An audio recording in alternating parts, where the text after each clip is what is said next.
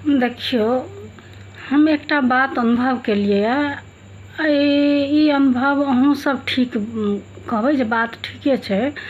देखियो होय की छै, किछु लहंगड़ा लड़का सब जकरा किछु नहीं छै, दारू गाजा फलना चिलना पियैए खाइए, ओकरा ने कमाई के अपगत छै ने किछो, ओकरा सबके देखबै अपन बाप भायके गाड़ी घोड़ा मोबाइल लऽ कऽ लड़की सबके ऊपर झांसा डालत आ लड़की सब ओकरा झांसामे आबि जाइ छै।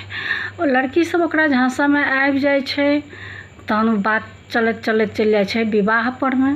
विवाह भऽ जाइ छै आ जखन विवाह भऽ जाइ छै, लड़की अबैए तऽ देखै छै ओ नगरी ने ओ ठाम ने ओहि लड़कीके ओ इज्जत भेटै छै।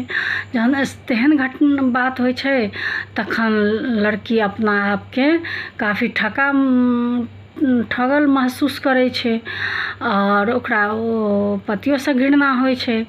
आ जकर कारण हम देखबै जे तखन ओहिके बीचमे जन्म लेलक दोसर प्रेमी।